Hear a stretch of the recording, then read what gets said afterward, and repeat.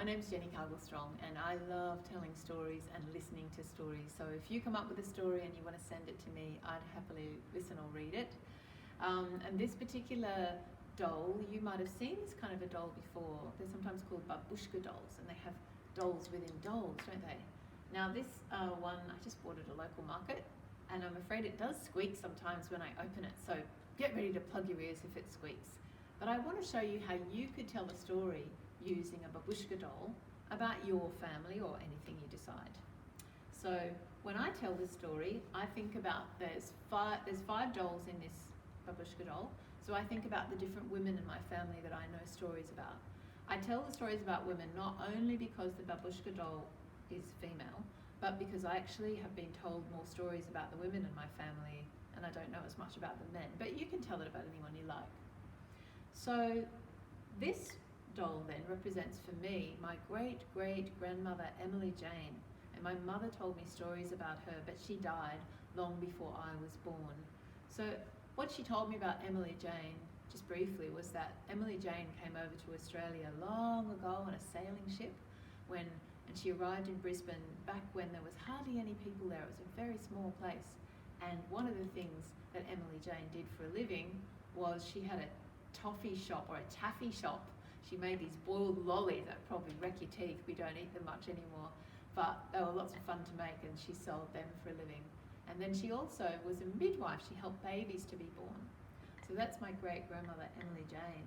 And maybe you, while everyone's home and there's time to ask everyone questions, maybe you could ask your family about your great-grandmother or your great-grandfather.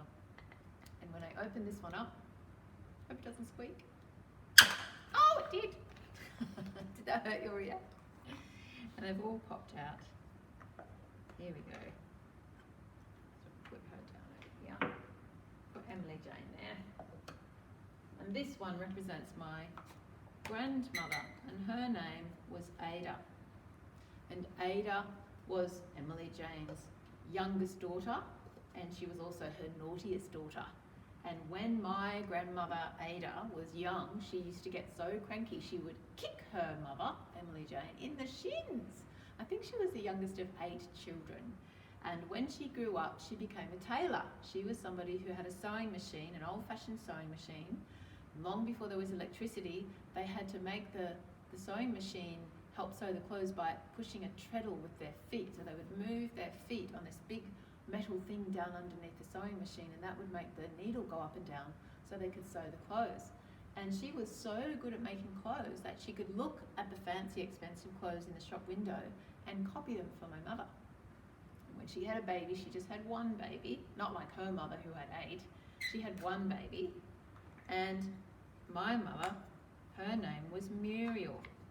Ada named her Muriel, which my mum did not like her name at all. She hated being called Muriel.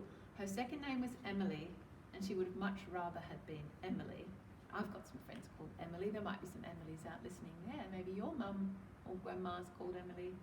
And but my mum, Muriel, was a really lovely woman. She's big and cuddly and soft, and she told great stories, and she had a really cozy storytelling voice. That was my mum, and she was very playful and silly and funny, and she loved travelling the world. That was my mum, Muriel Emily. And then we come to me. That's me, Jenny, and I love telling stories, of course. That's what I love the most. And then I have 2 children, but if we're telling the stories of the girls in this family, then I'll tell you the story of the girl I've got who's my youngest child. She's not quite as little as this. She's a little bit bigger than that now. When I first bought this babushka doll, she was only as little as you, but now she's as tall as me, and she says she's even taller because she's nearly 17. So that's my daughter Layla, and my daughter Layla doesn't tell stories so much, but she writes really good stories, and she loves drawing. She's a really good drawer.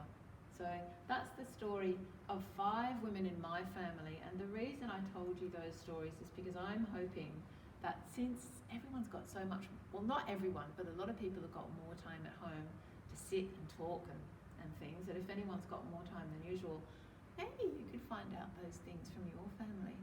Who was my great-grandmother and who was my great-grandfather? and where did they come from, and what did they do, and what were they like? And show me a picture if you can. And it can be really fun finding out those things. Sometimes you'll find people that you just think are amazing, and sometimes you'll find people you think are kind of weird, but it's still interesting. So enjoy telling your babushka stories. Even if you don't have a babushka doll, you can still do it. You can even draw little babushkas to represent them, and then however you want to do it. So have fun telling family stories.